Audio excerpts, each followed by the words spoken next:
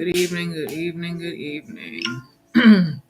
Welcome to tonight's segment for childhood trauma in males, part three of this segment, everybody. And this is a very important topic that I've been speaking about for the last 2 days. I'm getting ready to go live on Instagram as well in Young Males United Ministries. His hair right over here. All right, there we go. So tonight we got a couple of videos that we're looking at here tonight, fellas. We also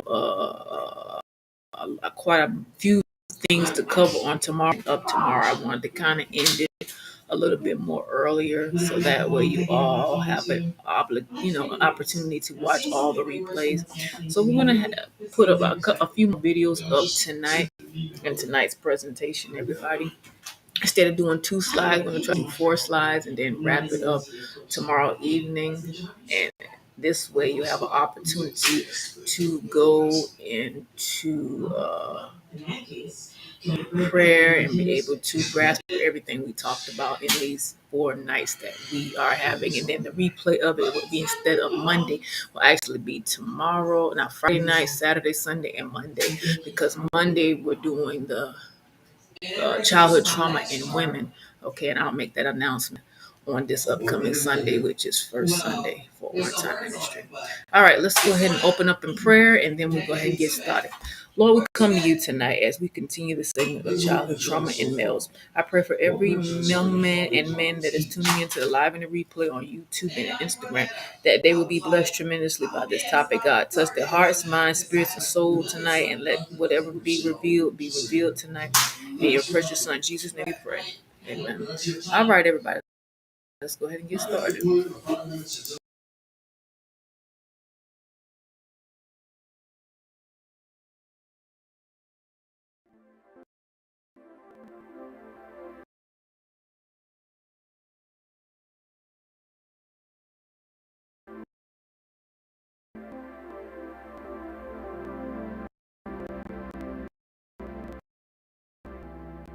I believe strongly that the experience of trauma at its heart is the experience of powerlessness.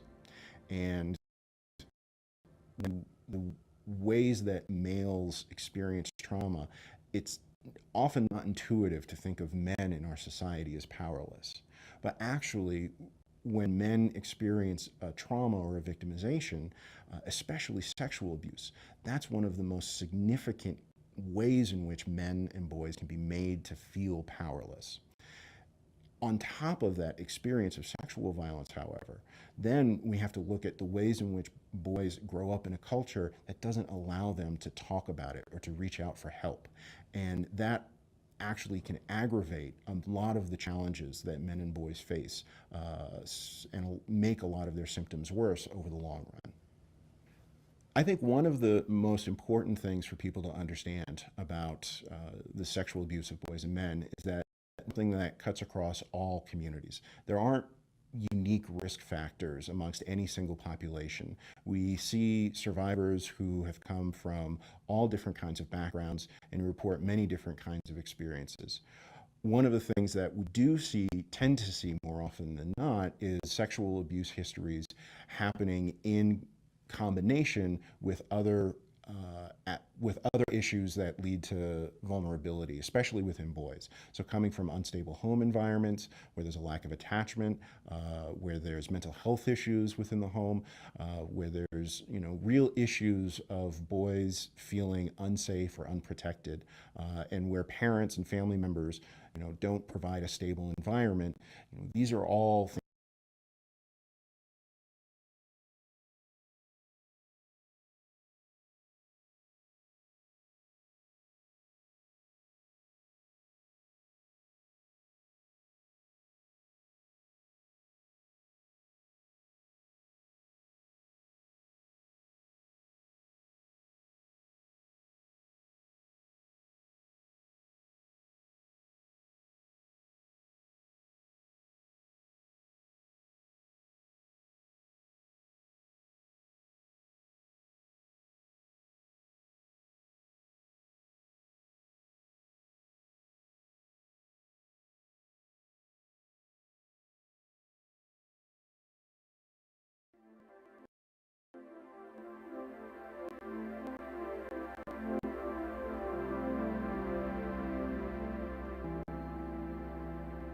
I believe strongly that the experience of trauma at its heart is the experience of powerlessness. And when it comes to the ways that males experience trauma, it's often not intuitive to think of men in our society as powerless. But actually, when men experience trauma or victimization, especially sexual abuse, that's one of the most significant ways in which men and boys can be made to feel powerless. On top of that experience of sexual violence, however, then we have to look at the ways in which boys grow up in a culture that doesn't allow them to talk about it or to reach out for help. And that actually can aggravate a lot of the challenges that men and boys face and make a lot of their symptoms worse over the long run. I think one of the most important things for people to understand about the sexual abuse of boys and men is that this is something that cuts across all communities. There aren't unique risk factors amongst any single population. We see survivors who have come from all different kinds of backgrounds and report many different kinds of experiences. One of the things that we do see, tend to see more often than not, is sexual abuse histories happening in combination with other issues that lead to vulnerability, especially within boys. So coming from unstable home environments where there's a lack of attachment, where there's mental health issues within the home, where there's real issues of boys feeling unsafe or unprotected, and where parents and family members don't provide a stable environment. These are all things.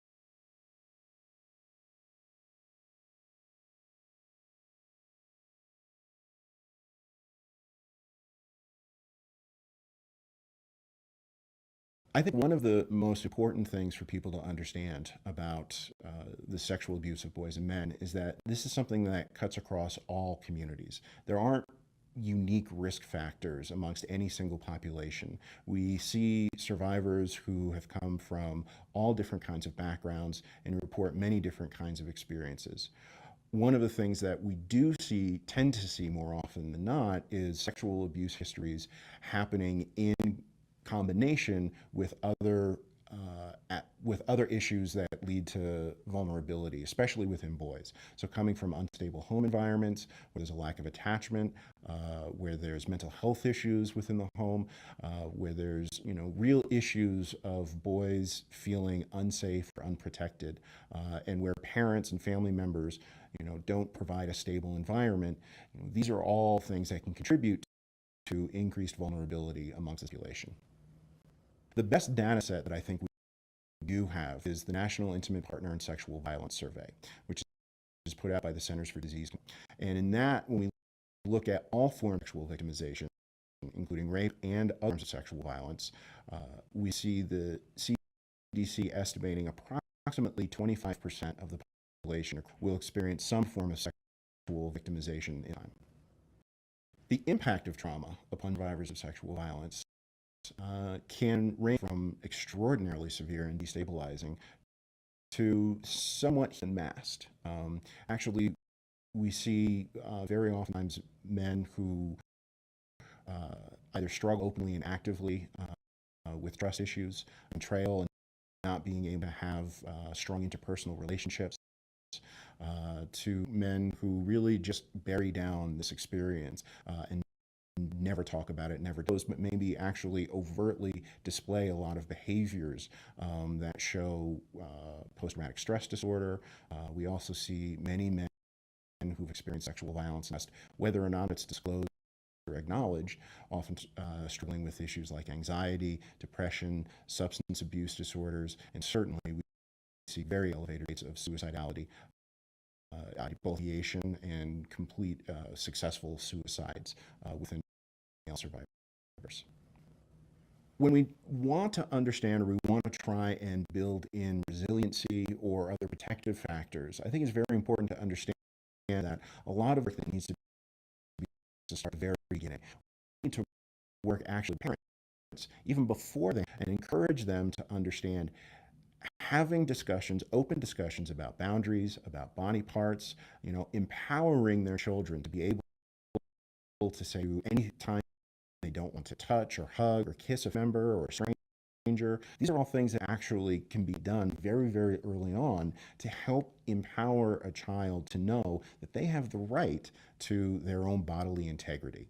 And surprisingly, with boys especially, these are conversations that we hear time and time again. Parents very rarely have.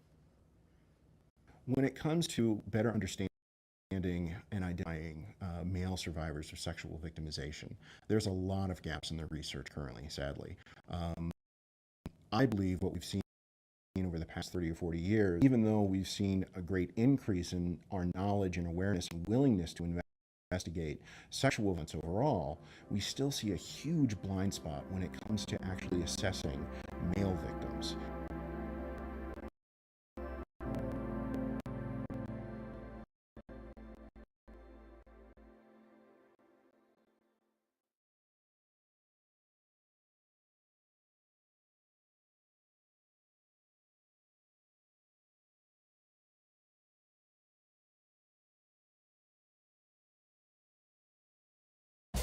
I was raised in the mainstream culture where if bad, you take something, feeling go away. Around that time that I first started to work for the VA, I looked at the things that we have.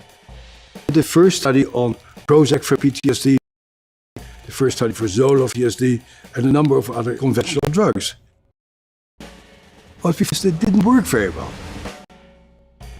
Our conventional way of thinking about it is not working. I thought, okay, if it doesn't work, let's see what else can work. My name is Bessel Kolk. I am a physician, I'm a psychiatrist. I have been studying trauma for about 50 years now.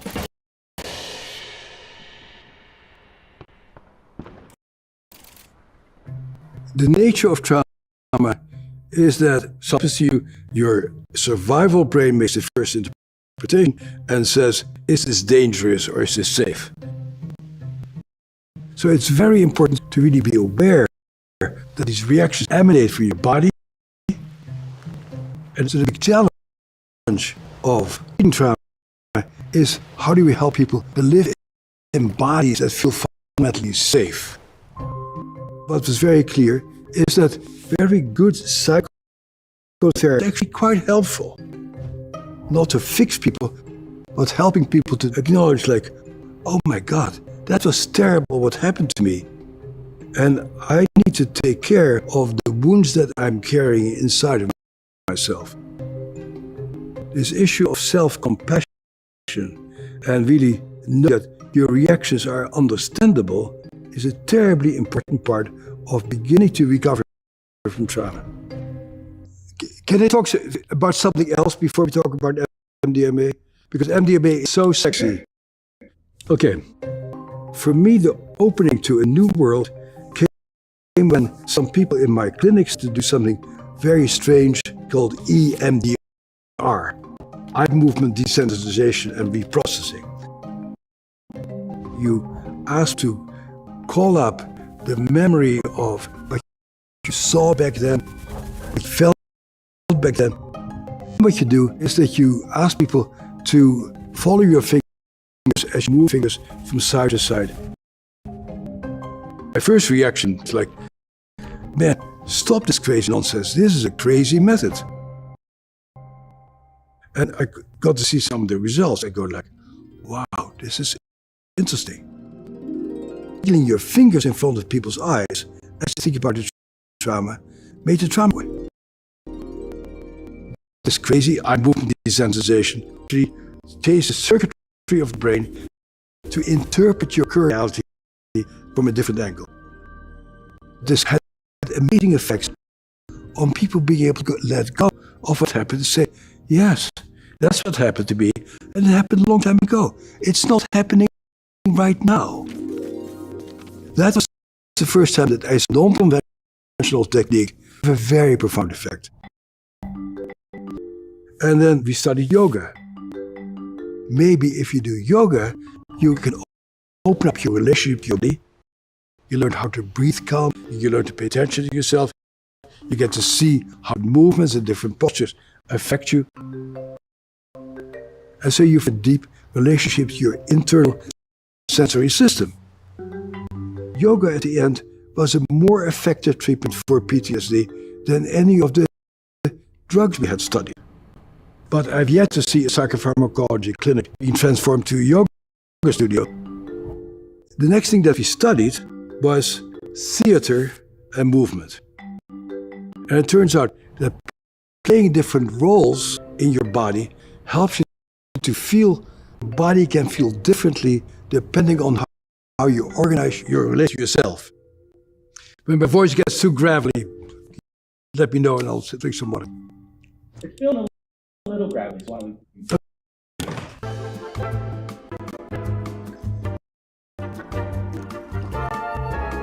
Let's go. All right. So I live in the Berkshires, and we have a great program called Shakespeare in the Courts. If you're a juvenile delinquent in this county, you have a 50% chance that the judge will condemn you to become a Shakespearean actor. That's civilization. The Shakespeare program is enormously helpful because it helps people to feel their bodies and to feel what it feels like to be a king, feels like to be a warrior, and you get to have a deep experience of yourself in different possibilities.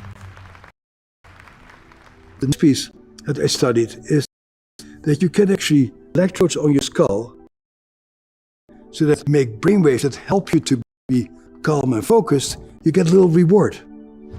We did very well with neurofeedback, so we can shape your brain to actually have a different configuration, be open to new experiences. And then, about 15 years ago, two guys talked to me, and they said, Basil, you know a lot about trauma. What do you think about this idea? We are thinking about psychedelics. What do you think about psychedelics for trauma? And I go like, wow. You're speaking from my heart. Because, of course, I'm a child of the 60s, and we dabbled in LSD and psychedelic substances. Wouldn't it be great if we could do psychedelic substances to see if these substances can open up people's minds, see that the reality that they live in is just a small part of the reality that there is. I said, don't do it. It will destroy your career. These drugs are illegal. And they said, thank you very much for your opinion. We'll try it anyway. They got permission to study of MDMA, also known as ecstasy or Molly, for trauma. And it worked pretty well. And they were able to collect a large amount of money to do a very large and extremely expensive study. Lots of different around the US, one in Israel, one in Canada.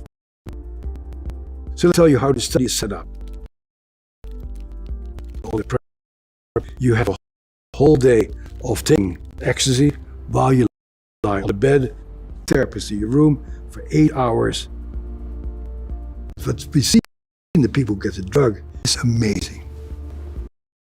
People are able to go to places they have never felt safe to go to. This is a picnic. They see the horrible things that happen to them. But MDMA allows them to see them with compassion. All these measures we have about self-perception and self-awareness just shoot up. And rather than blaming themselves, they're able to say, yes, it happened to me, but it's over. Part of what has kept me so busy all this year is how can we find a treatment that allows that basic sense of defectiveness and self-loathing to be controlled. And now it looks like we have found something that causes a very small drop in PTSD. Probably more than just about anything else we have studied. But what's important here is that one size doesn't fit all. Different people need very different things. What worked for my last patient very well may not work for you. Everything experiments in life. And healing from trauma is an experiment. Get smarter, faster with videos from the world's biggest thinkers. And to learn even more from the world's biggest thinker, get Big Think Plus for your business.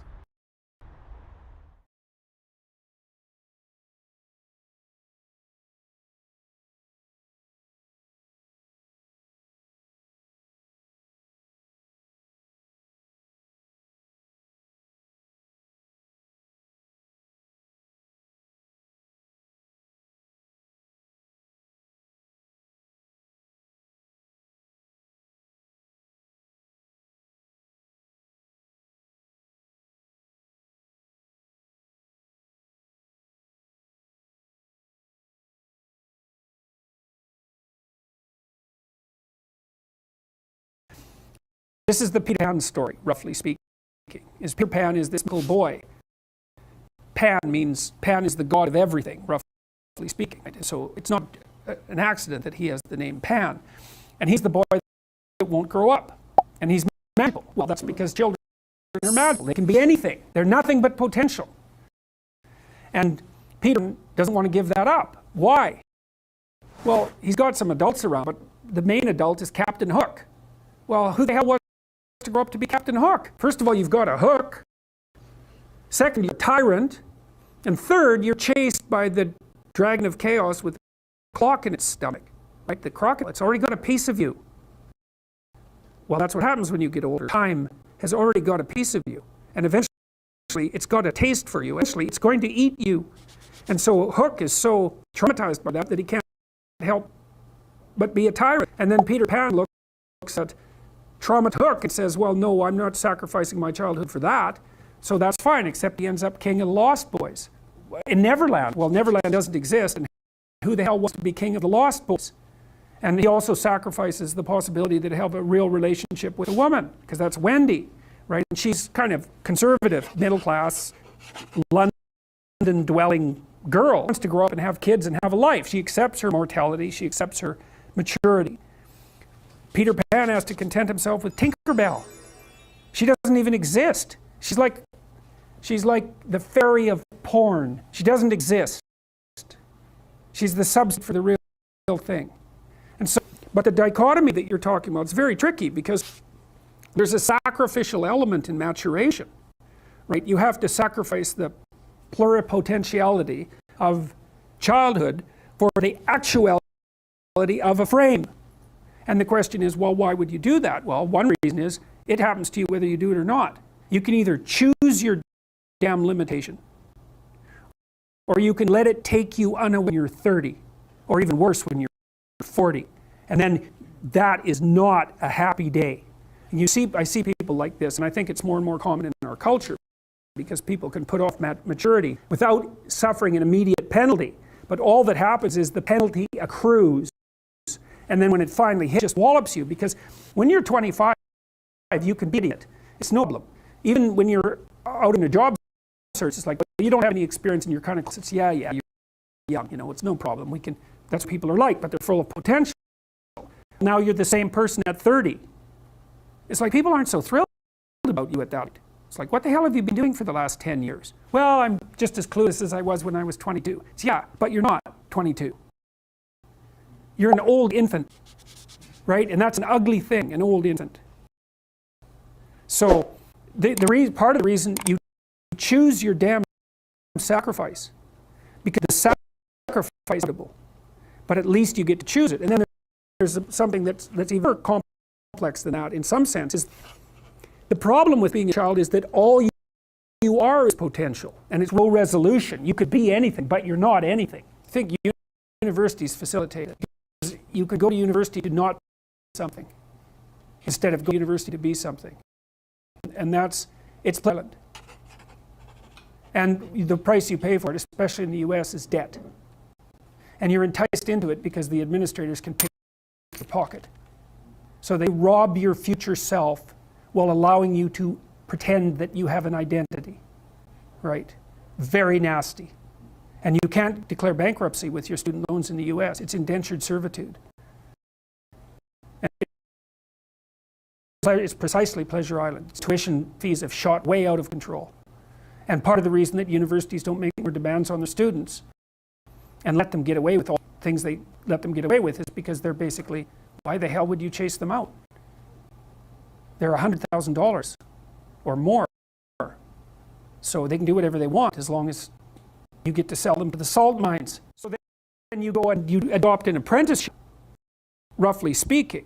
And then you become, at least you become something. And when you're something, that makes the world up to you again.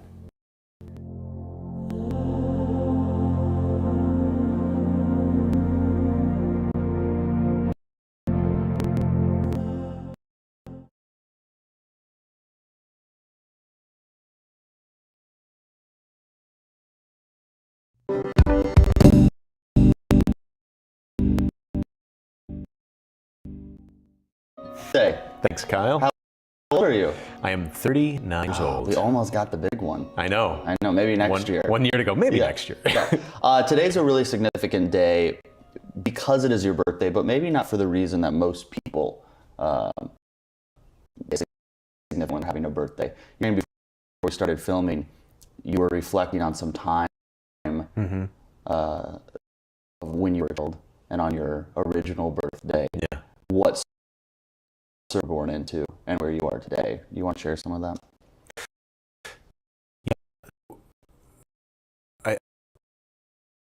Birthday, because it's I think like a juxtaposition from where I am today, and to think back the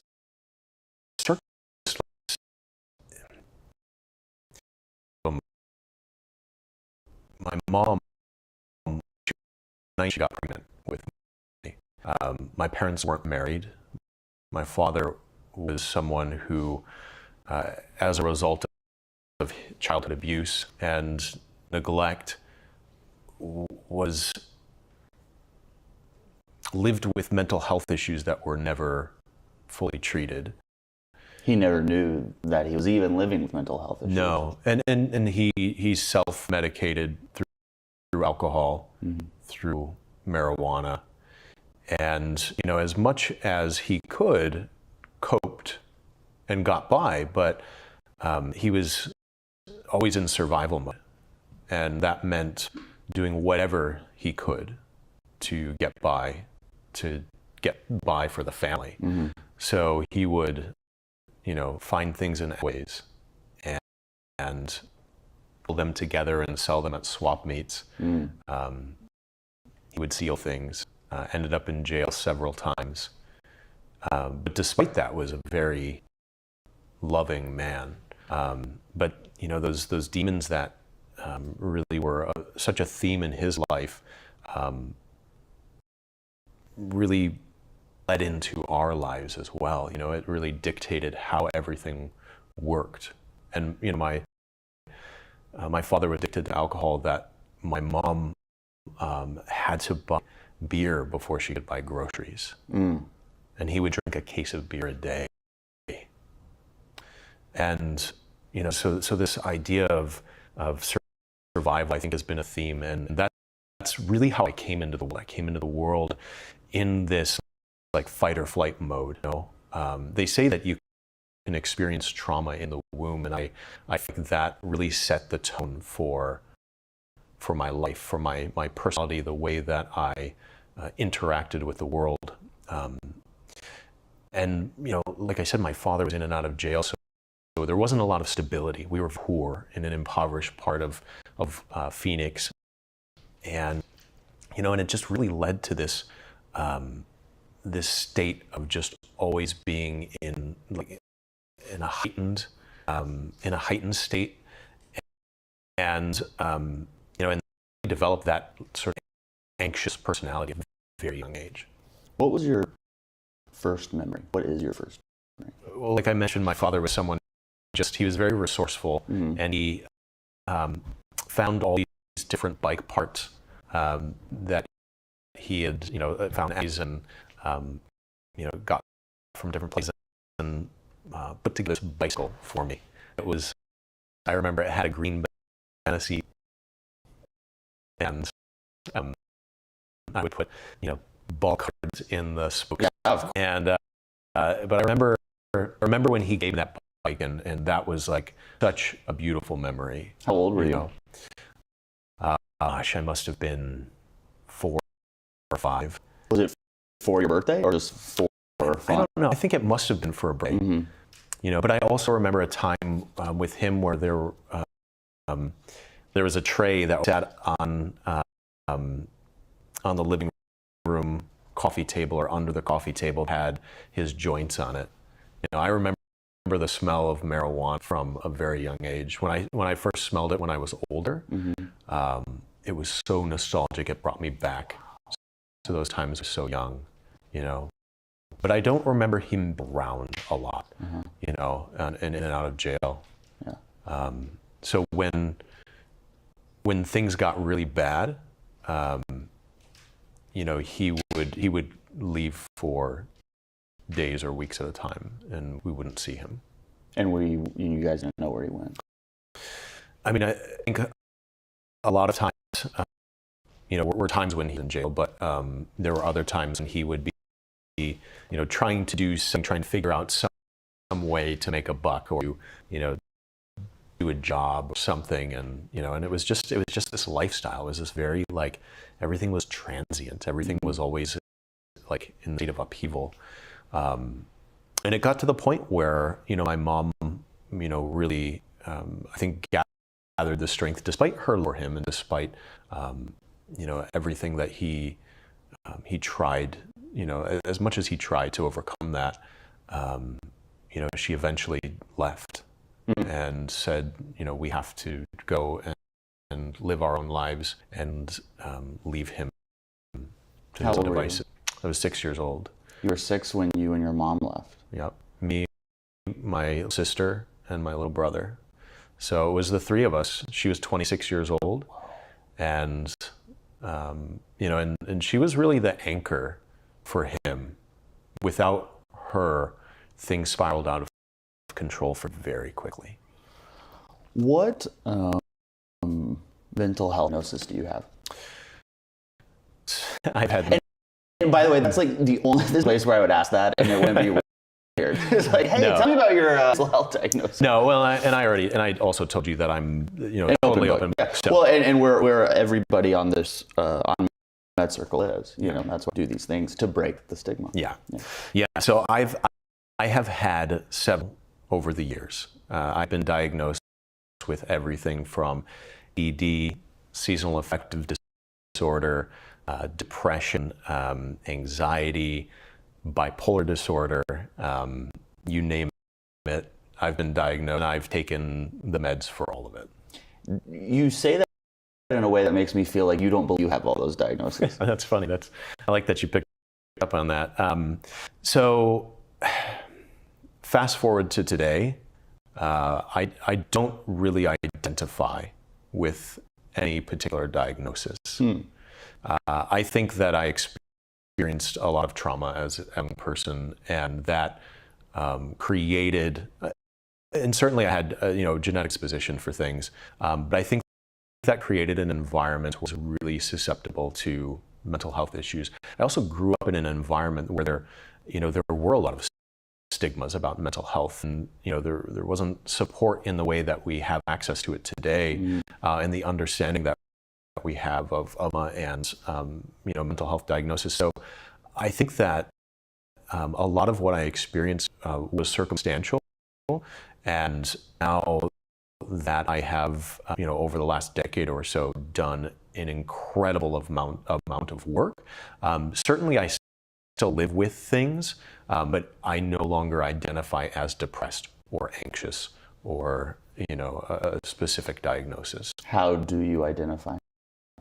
Identify as well. As well. Mm-hmm. Yeah. The moment, or at the age of 6, when your mother and your siblings all left, talk us through what happened shortly thereafter with your father.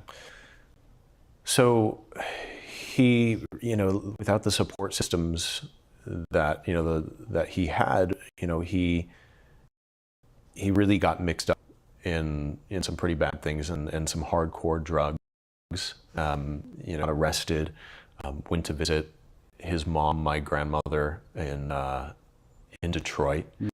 Mm-hmm. She and her husband were also addicted to alcohol, and they just had a very functional relationship, and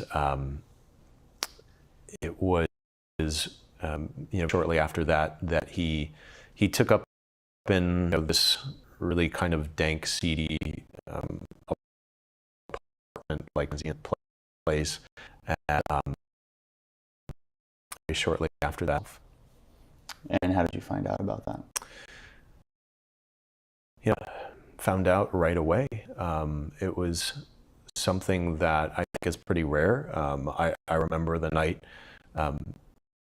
that he died, when they found him, or when they told us. My grandparents were in the living room of our single wide trailer, and we were all standing there, and my grandfather told us that he had died by suicide.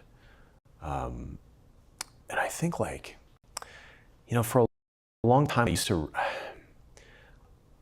I really had some anger I had a lot of anger, but at my grandfather, for telling us and for knowing right away. But in hindsight, I think it was a gift, because the more of this work that I do, the more that I talk to people, and I hear stories about people who found out so long afterward that someone actually died by suicide. It was hidden from them because of shame, because of stigmas, and they almost are traumatized. You experience a death, and it's traumatic, but then to later find out how someone died, or find out that you were alluded to.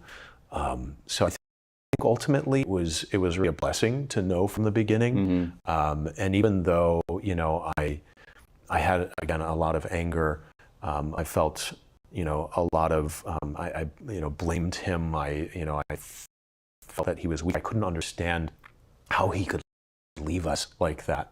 How why we weren't good enough. And this is something translated to me as this feeling of what did I do wrong? How, because I was I was a kid who was I had a lot of hyperactivity, and I did well in school, and I was always kind of getting into trouble, and so I at a very young age I was dubbed bad kid from teachers, and so I had this feeling of what could I have done better? If I were a better kid, if what would have been different? And translated to this very quickly, this feeling of well, now I'm the oldest, and I have to be I have this responsibility for my family, for my little sister and my little brother, and and so I was constantly worried and anxious about everything. At 6 years old, you felt this way? Constantly. I had this this just every time my mom at the house, or every time my grandparents would leave, I would be worried that get into a car accident or something would happen, someone else would leave. I was just in this fight or flight state all the time. When your grandfather first was with you, how did you feel in that moment? Do you remember? I don't. I remember the scene. It was late. It was dark. In the room, and I remember this kind of this flash in my head. It's weird because in hindsight, I don't think any of us were surprised. Mm-hmm. You know, Mm-hmm. I think just given his, like, who he was and what, you know, and it's like, it's hard, like, with memories from being a kid, like, to distinguish, like, what's yours and what was told to you and what, you know, but that's like kind of what lives inside of me, is this feeling of, like, I just don't think any of us were really surprised. Yeah. It's just amazing insight that you have as a 6-year-old. I couldn't even do what I did at any point when I was 6 years old. At, like, have a lot of gaps in memory. I often say I've time traveled because I wasn't mentally present for a lot of it. But there are a few, like, very just visceral memories that stand out, that are, you know, that are just very clear. How do you think your life would be different if your dad had not died by suicide? That's funny. I was thinking about that this morning. I was thinking about, after my meditation this morning, would I want my life to be different? And the answer to that, and the answer to your question, is no. Like, I can't imagine what my life would be like. I don't know anything else. I don't know if that's just my limited mental capacity to not imagine a different path, but despite all of the pain, despite all the hardship that ends, change it. Well, you know, I don't know if there's an answer to that question, but if there is, I think that, because this is the path you're on. So to live in any other state other than I change it, this is what I have, is silly, but there's a silliness component to it, because you don't get to choose that path. And the thing is that this path has also had incredible joy and beauty, and the work that I get to do because of this is so fulfilling and so rewarding that, like, I wouldn't have this insight, I wouldn't have this knowledge, I wouldn't be able to connect and share and, you know, none of this would be possible if I hadn't had those experiences. So I've come to a point where I'm very grateful for the life that I've had, you know, and yeah, it's a shame. And there, you know, we all have those what ifs. What if at a young age, you know, someone had recognized my behaviors as the result of trauma, as opposed to the result of a learning disability or being a bad kid, or, you know, he's just a poor kid, so, you know, that's just the way he is.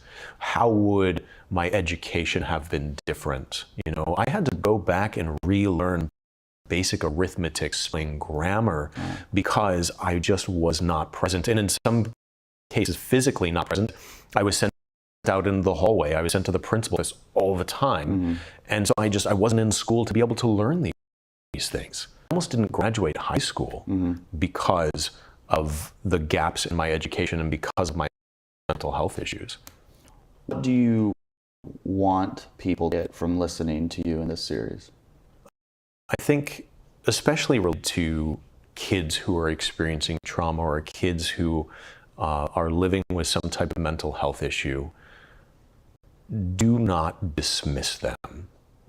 Do not dismiss anybody as just being mentally ill, or just being bad, or just being dumb. Look at them as a human being, you know, look at who they are and what's going on in their life. What's the reason they're acting the way that they're acting? Where did that come from? You know, I've been doing some work in the prison systems lately, and I've been doing some work. Most recently, I spoke at a convalescent hospital, which is a long-term stay hospital for people with your mental illness. And during my time there, I connected with some very brilliant people, incredibly intelligent people who have rich stories and have had successes in their lives, but didn't have early intervention, early detection and treatment of mental health issues, and have now landed in a place like that, which is a sad place for them to be. And it's so easy to dismiss them. It's so easy to see someone who's homeless or to see someone who's been previously incarcerated and just diss them. But I would encourage people to look at them in the eyes, see them as a human being, recognize their value, and it's amazing what you'll find, Yep. Well, Jake Moore certainly lived a very eventful first 6 years of his life, but the events kept coming. In our next session, we will talk more Jake Moore and what came next after his tragic father's death by suicide.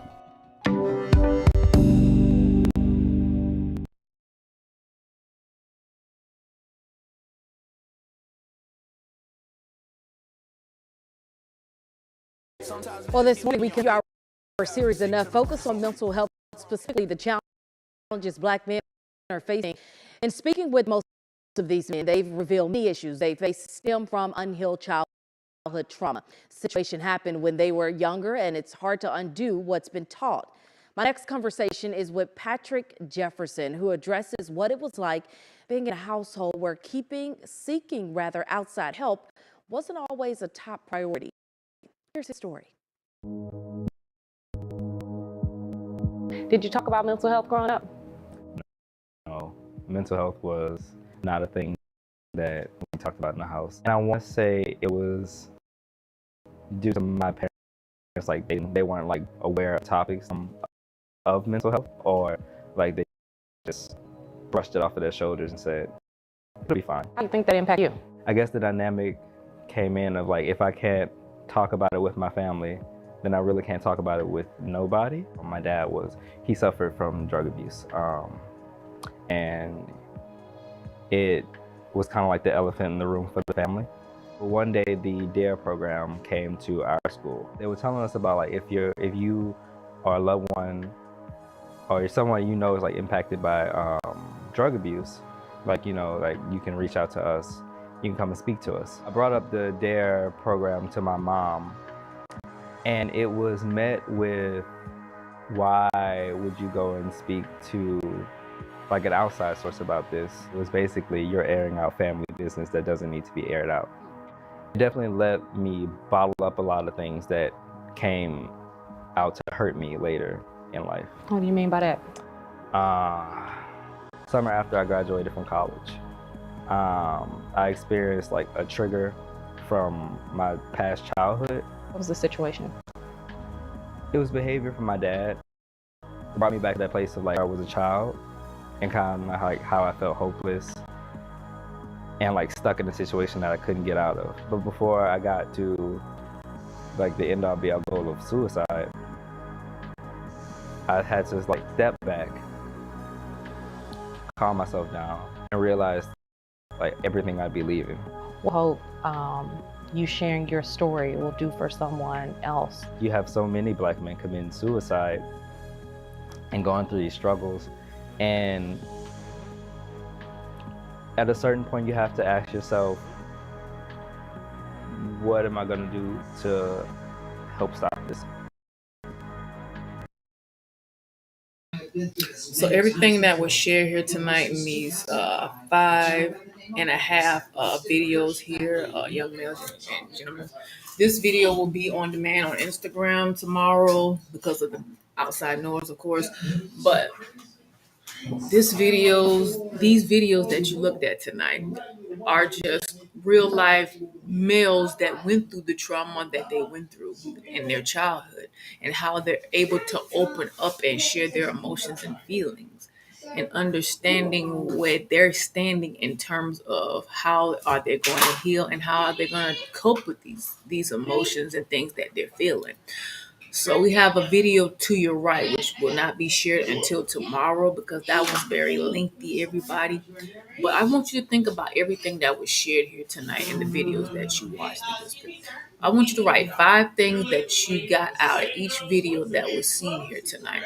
So 5 things for the first video, 5 things for the second video, 5 things for the third video, the fourth video, and the fifth video. Okay, 5 things of the fifth video. 5 things of each video that was shared, and what did you learn about that? How will that help you in terms of your process of healing and everything? So we're going to go ahead and close in prayer for the sake of time. Lord, I thank you for everything that was shared tonight. I thank you for the interviews that were shared here in the childhood trauma segment for gentlemen and young males in our ministry. I pray that each and every man and young man who are going through something right now will come out victorious by all means, God. Well, we thank you for interceding in their behalf, oh God, and blessing their household and blessing their lives tremendously, oh God. Lord, we thank you and honor you on this given day as we gather on tomorrow to conclude this segment. I pray a hedge of protection over every young man and male, near or far, their families, and anything that's concerning them now, oh God. In Jesus' name we pray. Amen. All right, fellas, we'll conclude this segment on tomorrow. Tomorrow, I think it will be a very powerful end to this segment. We're going to do Friday, but Spirit led me to end it on tomorrow. That way, you all have a chance to watch the replay and everything that goes along with it. So, fellas, have a phenomenal and a blessed evening, and I'll see you back here tomorrow evening. Good night.